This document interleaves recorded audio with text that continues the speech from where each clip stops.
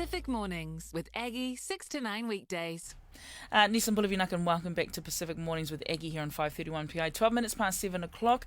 Well, the Black Ferns have named their team, that's right, this week to compete in the Pacific 4 Series playing in New Zealand this June. Now, that's a kickstart to the Rugby World Cup that'll be hosted in Okalani, where 12 teams will compete to be world champions of rugby. So this morning we're joined by woman in Sport Advocate Ashley Stanley, who will be giving a little bit more of a detail in regards to the event that's happening. With that, I say morena. Welcome to the show, Ashley. Thanks for having me, Aggie. Good morning. No worries. Appreciate your time this morning, Ashley. Of course, we understand that the Black Ferns have named their team for this Pacific 4 Series coming up in June, which is literally just around the corner. Are there any names that we possibly should be looking out for? Aggie, actually, yesterday, so they named a 31-man squad. Sorry, I should say women's squad. Yeah. And 7 debutantes, and 5 of the 7 debutantes are actually got Pacifica heritage. So Wow. I'm going to just name all the 5 new debutantes to look out for, because it is a very younger side. So I think they'll be obviously bringing a lot more energy and just fresh vibes, I suppose, to a new Black Ferns looking squad. So you've got Natalie Delamere, who's in front row. Also, Tafita Lafayette is also in there. You've got Ruby Tui, who's making her 15s debut. Obviously, she's well known in the 7 space. And then you also have Angel Mulu and Tanya Kalonivale. So Fiji, most of them have probably 4 of them actually, or in forwards. So something pretty exciting to be looking forward to come June. And what's been the vibe, though, I suppose, since their announcement? Have you sort of got a response from the new debutants that are going to be part of the game? Yeah, so I attended their the announcement yesterday, and it is definitely, Rugby World Cup is definitely around the corner. They are putting on a very nice, good-looking women's show. It was at the All Blacks Experience, the announcement, and they had the Dr. Farah Palmer obviously announcing the team, former Black Fern, and also Melody Robinson was emceeing. And I think just the vibe from what the women and debutants have been giving is that they're just excited for the new opportunity. They've got Ruahei Demont as their new captain. Wow. For this series, taking over Les Alder, who is unavailable, and just being able to, she mentioned, just being able to be given the opportunity and carrying on that kind of legacy of the Black Ferns jersey has been really awesome for the new debutants and just the team in general. I think they're looking at fresh eyes going forward after what's recently happened. Wow. Well, look, congratulations to all those that have been named. Just sort of switching, though, I know that Fijiana will be actually coming to compete, of course, in this Rugby World Cup for the first time ever this October. I mean, man, how historic is this for the Pacific, though?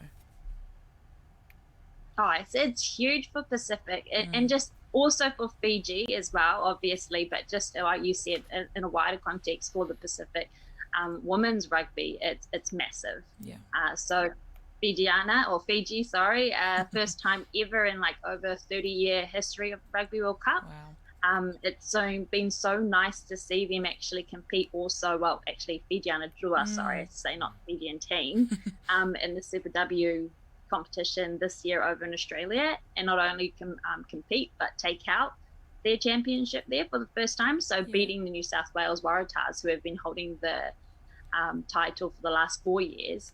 Fijiana Drua have been able to actually come over a first year for them over in that competition to win it. So to have that kind of translate and know that most of the women will probably be in the Fijian side Rugby World Cup announcement, it's just awesome to have that for the first time ever, considering the amount of people involved from the Pacific in the rugby sport of rugby. So to be able to do that, I'm sure the women are super pumped, and everyone's going to see them on social media bringing their own culture and their own selves to even an environment like the Australian Super W. So I think Fiji coming Rugby World Cup, I hope that they actually get a lot of our community out to their games, and all of the games in October and November. But definitely the Fijians, it's just going to be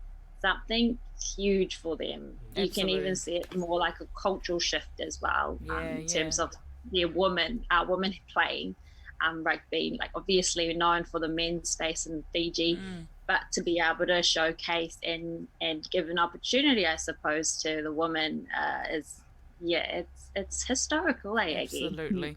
Look, all I can say is go the women.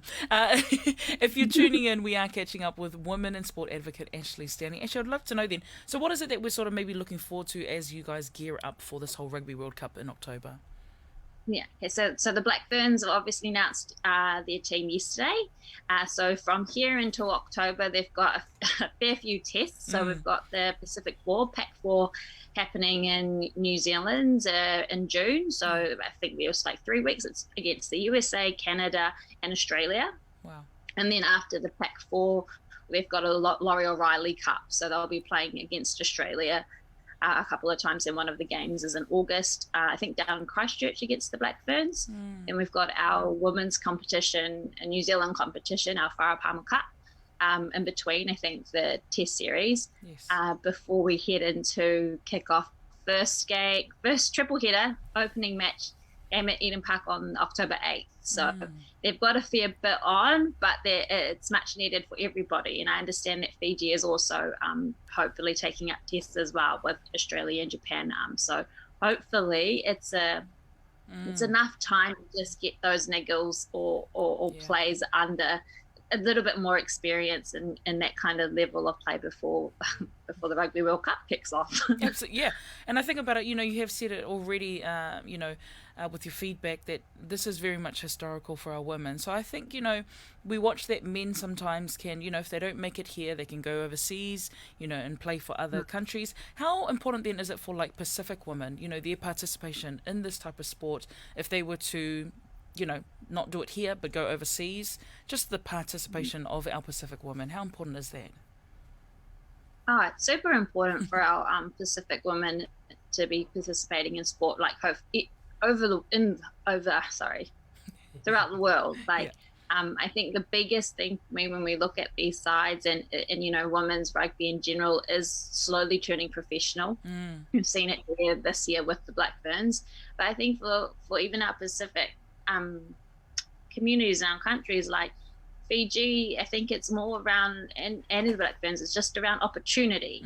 Having that option to play rugby as something that you actually can do and make a living potentially out of it. That's right. That's something that is the perception of women's sport and women in sport is changing, and that's quite a massive thing for our communities to consider, because it is actually the men that have been traditionally already got pathways to go overseas to plough their trade. But hopefully, Aggie, if there is an opportunity for that to be in the women's space as well, then that can be something that's advocated for and encouraged, because I mean, we've seen the Fijian side even in the World Sevens at Tokyo, obviously medalled.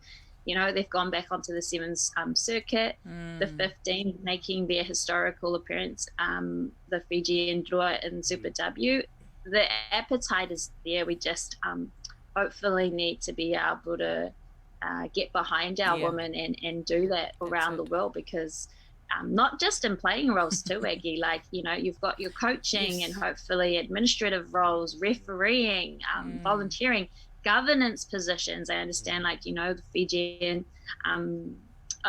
is represented at World Rugby level with like Kathy Wong, so in Oceania Rugby. It's just all of those kinds of roles that we need to be encouraging and hopefully providing opportunities. There's just another option for our women to take. Well, look, just hearing you, I can hear the heart, I can hear the passion. It just tells me that, women, we can do it all. So, look, thank you so much for being such a great advocate on behalf of women in sports, specifically, of course, in regards to rugby. So we just want to say thank you so much, Ashley, for your time this morning. Really appreciate it. Thank you so much, Aggie and Levi. Have a good day. No worries. Thank you very much. That, of course, is women in sport advocate Ashley Stanley.